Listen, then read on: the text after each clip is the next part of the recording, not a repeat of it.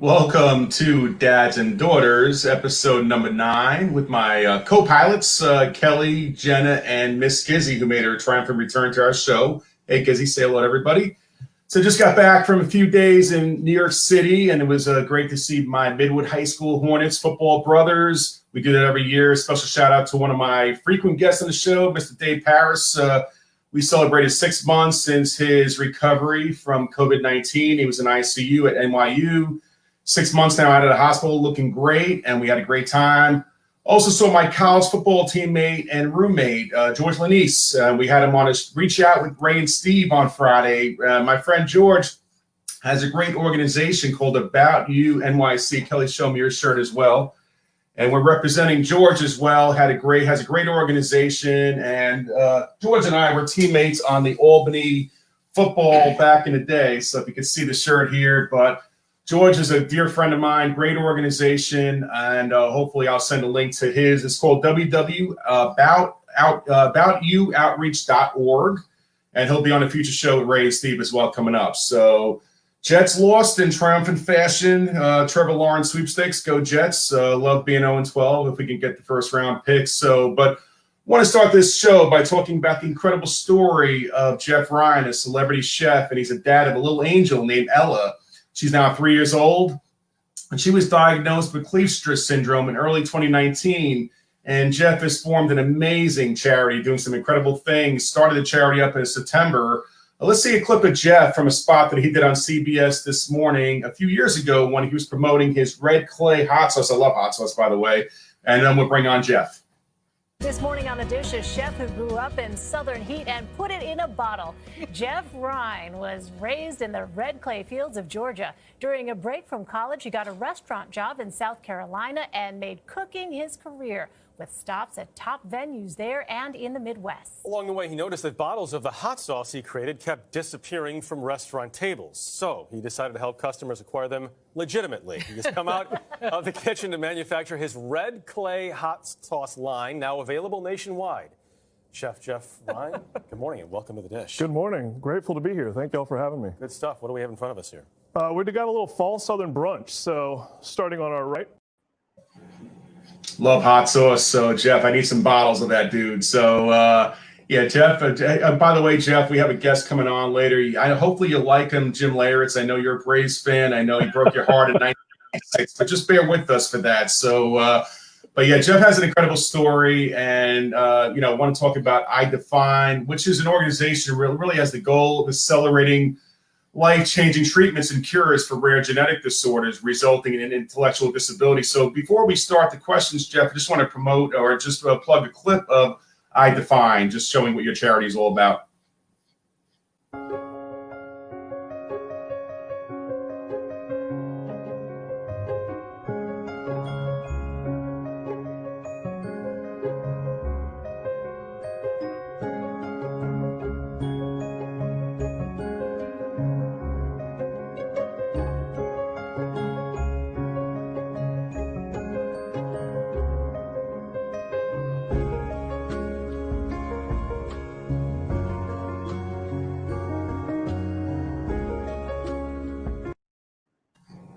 Geoff, incredible stuff. As a fellow dad, doing awesome things for your little girl. There's 500 known cases, right, of Kleefstra syndrome, and I think the first diagnosis was 10 years ago. I believe it was named after a doctor whose research team identified the genetic cause of this disease. And just a question for the viewers is, what is Kleefstra syndrome, and how does someone get tested even though they have it, or if there's any misdiagnoses of it or false positives? What is the background on this syndrome? Yeah, well, first, Mike, I appreciate you having me on. Excited to talk about what we're doing. So Kleefstra syndrome was diagnosed in 2010. So as you referenced, Dr. Kleefstra herself is still practicing in the Netherlands. She's at a university over there called Radboud.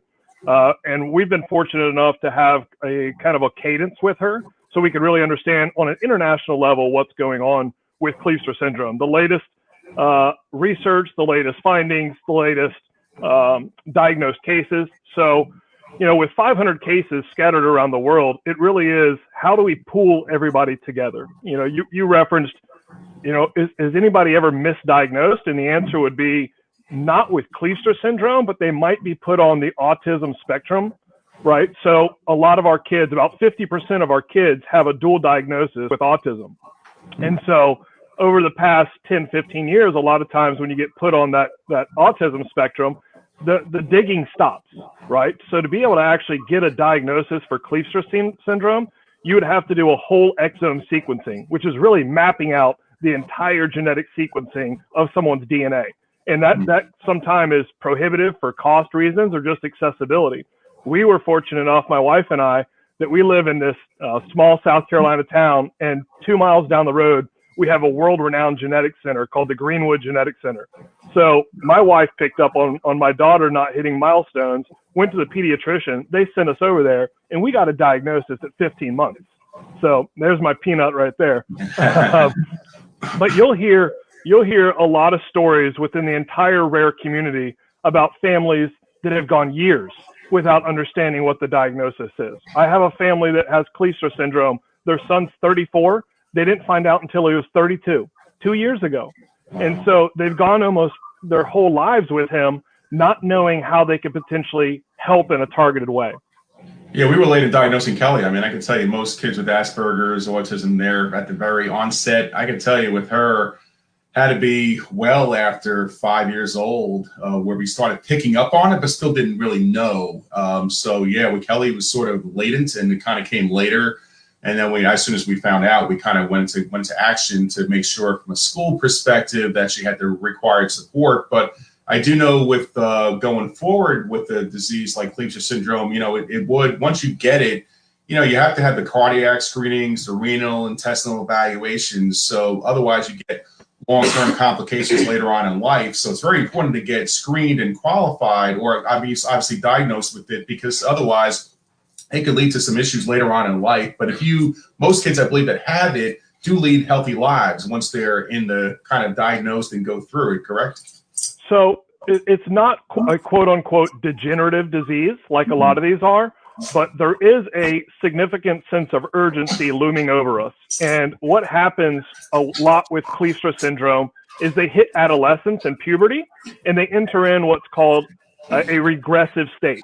So a child could be learning all sort of new fundamental skills and then hit this regression period and lose all of them. You could have someone who's out working independently, living on their own, they hit regression, and then they revert back, and sometimes to almost a catatonic state.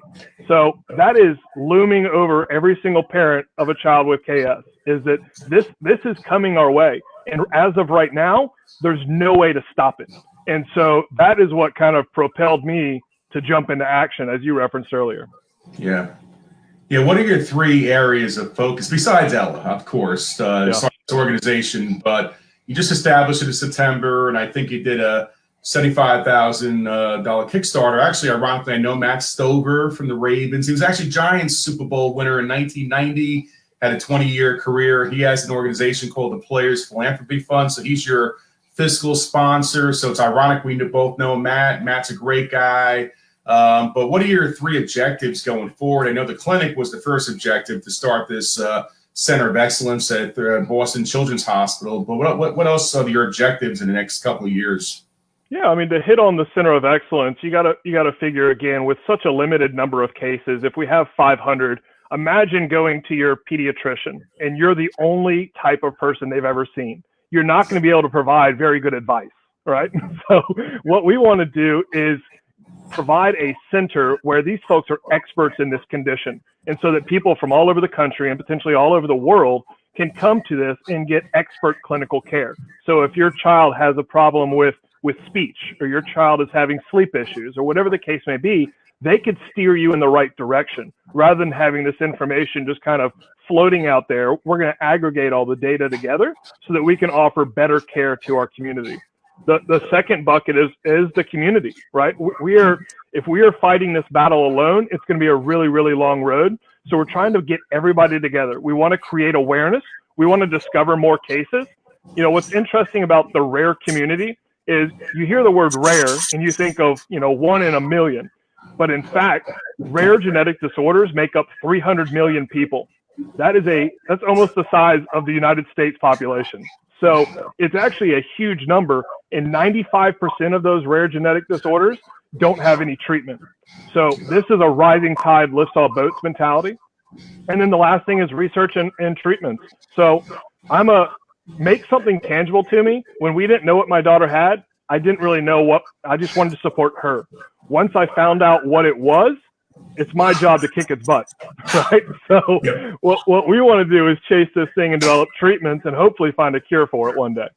That's great. Well, you're from Georgia originally, I believe, and you think you were a baseball player at the University of Tampa, which is ironic because Tino Martinez was a baseball player at the University of Tampa, and Tino turns, I think, 52. He looks great, by the way, but he turns 52 tomorrow, so shout out to Tino. And Rhyne and I were celebrating some Tino Martinez birthday cake in the Bronx on Friday, but you then moved to Charleston, which I love Charleston area, and you were a chef there and love sheet crab soup. So if you make some good sheet crab soup, we got to be over your house next week. How has the transition been from going from that world to the world you're in now? Because once you get involved in philanthropy, it becomes a passion that consumes you full time, which I've learned. So how does that transition? How's that been for you? Well, I think as an athlete growing up, there is something about athletics and teamwork environment that is ingrained in you forever. And so I have taken that into the restaurant world. And when you're part of a restaurant family, you're really leaning on your brothers and sisters every single day. And so that teamwork is really, you're not going to shine alone. It's not, baseball is not an individual sport. Restaurant world, being a chef isn't an individual endeavor. It requires a full team effort. And so once I was able to kind of develop that kind of mentality, as well as the work ethic that's required to be successful in both of those environments, if you don't have the work ethic, you won't succeed in athletics, and you certainly won't succeed in the restaurant business. So now taking that and putting all that energy and effort behind helping my daughter, I mean, sign me up 10 times out of 10, right? So this opportunity has been created where I can now devote myself to this effort. And what I've found is, in this world, there's not a whole lot of teamwork, or there hasn't been historically. COVID, a silver lining in COVID is the teamwork that's happening with government agencies and commercial and academic institutions all working together for a common cause. And the fact that this hasn't been just standard is kind of shocking to me, but hopefully we'll be able to understand moving forward the benefits of that teamwork. And really, I define our whole team is made up of powerhouse parents. The whole rare community is powerhouse parents, where we all reach out and collaborate with one another. And it's so empowering and it's so uplifting to get that. And then we're motivated by helping our kids. Yeah, everything you say resonates with me, because like I say, from my corporate world athletic endeavors, it prepared me for what I'm doing now, and the passion, the energy that's committed. I mean, I'm like on 24/7. Everyone who knows me knows that's all I think. I'm consumed by my kids, right? Helping them. So definitely, as a fellow dad who lobbies and advocates, obviously for my daughter, but what was the things that inspired you? I know our common connection is a guy named Fred Benfield, who has launched a camp in Greenville, South Carolina, called Camp Spearhead, to help Down syndrome kids and other special need kids too. But I know that's probably one of your inspirations, is Fred is a very inspirational for what he's done over the last 40 years. But any other things besides Fred that really just got you, besides Ella and Fred, what has really pushed you into this world? It's really, you got to have the confidence to take a risk. And that confidence comes from, one, seeing my mom work her tail off growing up as a single mom, providing the best opportunity for me. And then, as you referenced, my in-laws, Fred and Anna Marie Bentfeld. My sister-in-law has Down syndrome. My wife's a special education teacher. If anybody's equipped to tackle this, it's us. My wife and I have been giving this incredible toolkit. So with my work ethic, discipline, the desire to keep pushing, and my wife's expertise with special education, Fred and Anna Marie, what they've done with Camp Spearhead, they've literally raised over millions of dollars to help kids go to these camps, which are specialized for folks with special needs. And so I've seen Fred put on this annual golf tournament every single year, raise hundreds of thousands of dollars every single year. And so I have these incredible role models. And when you surround yourself with that kind of support system and role models, it makes you want to push yourself to be better, right? And so it's like the LeBron James or the Tom Brady. You hear about these guys who are the top of their class and how they motivate the team around them. So you want to make those people better. I have a lot of those people in my life who are making me better and who are giving me the confidence, whether it's naive or not, we'll see. But it's given me the desire and the confidence that I can take this on and succeed. Well, I have a guy in the show. He's backstage. I don't want to put him on the spot. Rhyne, Negron, who's been with the Yankees for 47 years, but Ray has devoted his life to helping, paying it forward, impacting others through everything he does every day. We'll have Ray on a little later when we have Jimmy Leyritz in the next segment. But Ray is one of the guys that's really inspired me to keep doing what I'm doing, because sometimes I have my moments when I want to give up and say, I can't do this anymore. And then I look at what Ray's doing out there in the streets of New York City during COVID, and with Steve Becara doing some incredible work. And so it's really, I think you're right. It's your support system and how that really, and I think what you said too, Geoff, I think everything you do is really just not helping your daughter Ella, but it's helping others. You want to pay it forward so other parents don't have to go through the same things you have been through in the last 2 years. So I think getting that early diagnosis and having research, and I think that's really what you want to leave a legacy, so that other parents have that kind of same type of, so I think that's a really great, noble thing that you're doing. Yeah, you want to eliminate pain points. What doesn't kill you makes you stronger, right? You know, they say that. And so whenever you experience those tough times, then it becomes your responsibility to make sure the next person doesn't necessarily have that tough time, right? Yeah. So that's our goal, is to help all these kids, not just Kleefstra syndrome. The reason we called it I Define is because we want to go after intellectual disabilities as a whole. It's an aggressive goal, but why not shoot for the moon? Yeah. I'm impressed by all you've done so far. I mean, I've had my 9/11 organization, been with them for 18, 19 years so far, more than that actually. And but what you've accomplished in a short period of time is just amazing, inspiring, and we're committed to helping you and this network, and want to kind of continue the journey with you as well. Anything we can do to help and leverage and kind of bring synergies, collaboration, opportunities together would be great. And but I want to keep you on the show, Geoff, because we have another segment coming up, and you might relate to this guy who 24 years ago broke your heart. But he's been a long time friend of mine for many, many years, because he's championed my 9/11 organization as an ambassador the last 10, 11 years, and he always helps others in need since his playing career ended. So, but for those who don't know the legend of Jimmy Leyritz, the King, I want to show a quick clip of the postseason heroics. I call him Mr. October. Sorry, Reggie, but Jim Leyritz is Mr. October. So let's see it.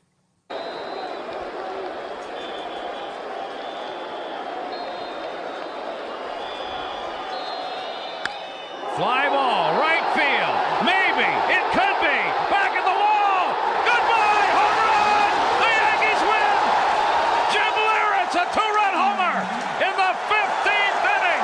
Yankees win 7-5.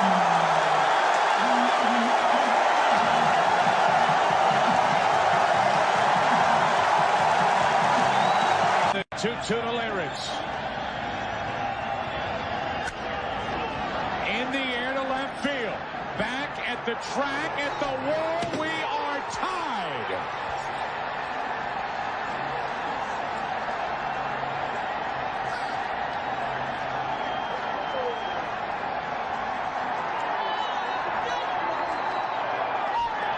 Six here in the eighth. And it was a slider in the eyes of left. Outfield deep all the way around.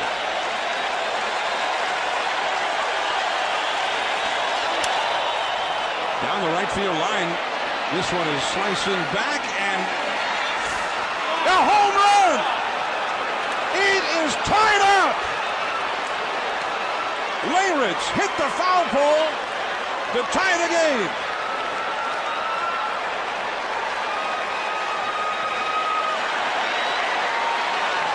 Well, the Astros and Billy... Nothing phases him. Long drive left field. Has Leyritz done it again? You bet!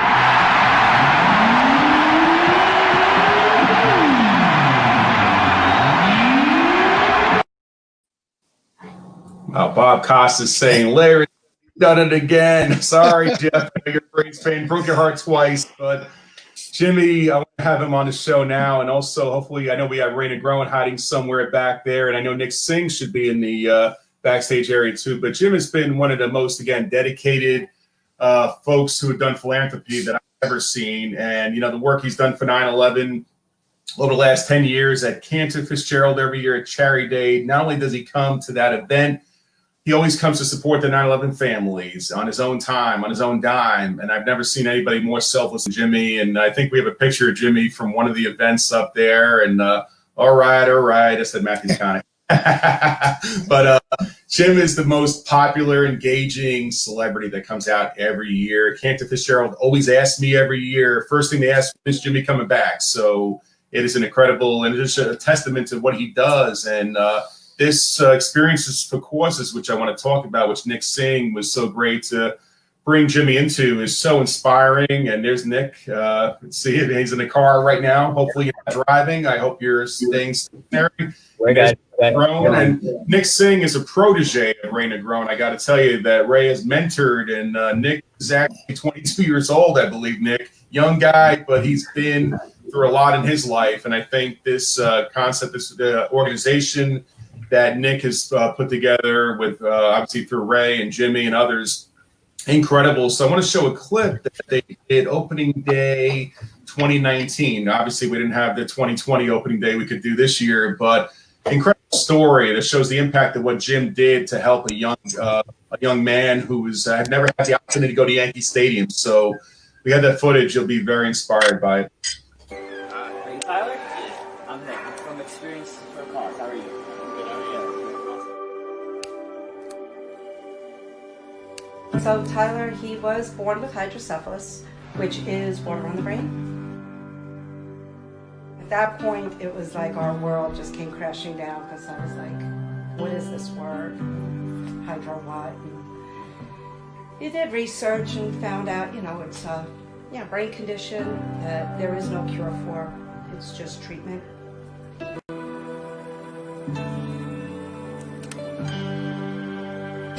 Tyler. Jim Leyritz. He's just right to New York. Get you 2 tickets. You're actually coming with me to the game.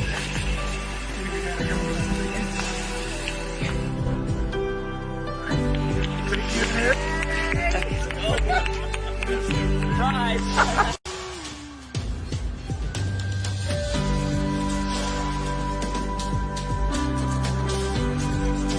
Our goal is to pretty much create unforgettable, life-changing experiences for anybody in need. We don't have a target. We want to hear your story. If you know somebody that has a story and you want to share it, send it to us. That's it, man. Incredible stuff. But Jim does that kind of stuff all the time. Ray, you've been doing that for the last 47 years. So I said, when I first seen what was going on here a couple years ago, I said, that is exactly the kind of stuff that Ray Negron has really championed with the Yankees organization forever, on his own time, on his own dime as well. And that's what Jim does. And incredible impact on others. So Jim Leyritz is a champion. Jim Leyritz has been doing that stuff since he hit those big home runs. And he took that beautiful scenario of what he accomplished in New York to share with the young people that really need the help. And that's why I love Jim, because all of a sudden you see him walking through the hallway at Yankee Stadium with a mission. You can't stop him. You almost have to tackle him in order to say hello, because he is headed to some young kid to say, hey, let's go. I'm taking you on the field, or I'm taking you where I'm not supposed to take you, but I'm going to take you anyway. And that's why I love Jim Leyritz, okay? Jim Leyritz has been thrown out of better places throughout the years because he wants to help everybody. That's why I love Jim Leyritz. Bottom line. Anytime I need a video, a clip, or anything, I ask Jim to do it. He's right there. I'm never afraid to say, Jim Leyritz, I love you. And you know, that's all I got to say. Well, let's have Jim speak for a minute. He just came back from Hawaii. He's well tanned. I don't know if you got the nice tan going there, but you were. Yeah, he looks as dark as me. Yeah. We just got back from Hawaii. Yeah, we were able to get through before the lockdown that just happened tonight. So wow. But no, Mike, one of the things that, listening to the interview before, and, I think with Nick and with Ray and yourself, all of us on this cast right now, it's all about giving back. It's all about using what we've been given, what God has blessed us. I know the influence with Ray just as much as me was George Steinbrenner. And George was the first one when I came up with the Yankees that said, you are part of an organization now that you will give back to the day you die. And it's so true. And it's one of the things that he instilled in us as players. When I, like Ray mentioned, when I was playing, being involved with a charity that was getting 2 boys adopted into a family, and to see how that changed their life and gave them an opportunity that they would normally wouldn't have had, changed my way of thinking and realizing that the platform that I'm given because of a ball player, because of a talent that I was given, that able to do things for other people is more important than any home run or anything else I could possibly do. And I think all of us on this cast right now, we're pretty much, we feel the same way. We've been personally impacted by some of the things that we do, but we also have the heart of a person that says, hey, we're lucky we have our health, and those around us maybe not as lucky. And you know what, we're going to do everything we can to help them. Well, seeing the next generation continue the work that Ray has started years ago, Nick, you done a lot with the Boys and Girls Club and so many different things I've seen you do in a short amount of time. I know Ray Negron's been a big inspiration, mentor to you, but what other things inspired you to start creating these kind of experiences to help others? I'm impressed by it, man. Yeah, honestly, it's just my upbringing. It's the things that I've gone through, throughout my life. I started to learn as a young man, as a teenager. I started volunteering when I was 14 at the Boys and Girls Club. And then I started to realize and see that I'm not the only child that was suffering. I'm not the only child that was going through all these trials and tribulations and trauma that I had faced growing up. And when I started putting myself in other people's shoes, I started to realize that, I'm not alone. So let me continue to help and see what I can do. And then I started doing this since I was 14, the last 9-10 years of just giving. And God has blessed me with so many resources and accolades that I can now use it to share others. And if God has blessed me to, completely, he's turned my life around, and he's given me all these opportunities to bless others, then why not? I don't want to be selfish about giving. Giving isn't supposed to be selfish to begin with. And guys like Jimmy and guys like Ray, who has been mentors to me the last few years, in order to give more and more and more. I think, honestly, I'm just starting. I've done a lot over the last 5 years, especially, but, with Ray and Jimmy along my side, as long as you, with you as well, Mike, we just want to continue to give. And I think the best is yet to come. Well, I know one of the last questions, I know we got to wrap up soon, but Jim, last question really has to go to you. What kind of feeling do you get when you see the happiness on that kid's face? And you do that a lot. I mean, I know that when you weren't there, for example, for 9/11 this year because of the COVID, you were there on the phone and you wanted to be there, and you developed a kinship with the 9/11 families, with the Casillas family and Cantor Fitzgerald. What makes you, it really drives you, Jim, to keep doing what you're doing and your connection and bond in those moments? I mean, that obviously must inspire you to keep doing more. Yeah, I mean, the bottom line is when you personally get involved in an organization, not just write a check, not just say, here you go, there's money. When you personally get involved and you actually meet the people that are going through these hard times, that are suffering from these diseases and from everything else, and realizing that, wow, this is who we're impacting, this is who we're helping, it makes a big difference. And I think, again, when those two little boys got adopted back in 1996, and the one little boy asked to take my name, Jimmy Leyritz Cortez. Mike, it's a life-changing experience that you could never imagine that some child would want to do that. And I've been blessed to have you in the 9/11, to have Ray Negron with the Yankees, to have Nick with the Experience for Causes, and of course Pink Tie, which I do in Long Island, with a charity that helps all charities and foundations raise money. And I go to all their events. I'm so touched to be part of it, and I want to continue like you do, Mike. You're at a ton of events, and you get to see where this money's going and what it's for, and how important that is. That really does touch your heart. Well, Geoff, before we wrap up, I'll just tell you, if you need us for anything, this is about collaboration and synergies. You got Ray Negron, you got Nick Singh, you got Jim Leyritz. We are here for you, and we're virtual because I'm in North Carolina, Ray's in New York, and Jimmy's in sunny California, or cold California now, and lockdown California. But we are here for you, so hopefully we can continue this journey all together. This has been a phenomenal episode once again, and thank you for everybody on this call. We're all brothers in the fact that we're doing so much for other people, and let's keep this journey continuing and really paying it forward. Hey, but Nick Singh get a haircut. No, we're working on that. Yeah, I think Geoff already had their haircuts, but I still got mine. Ray, at least I still have hair. You're struggling over there to grow yours. Okay. Well, we're not going there, bud. On that note, Jimmy got the cuts. Me and Jimmy got the cuts. On that note, but no, guys, great show, and keep doing the great work that we all serve God and we serve our fellow man. So let's keep it going, and we'll have another great show next week. But happy holidays to everybody, and thanks. God bless. Thanks, Mike. Thanks, guys. Thank you. Bye. Okay.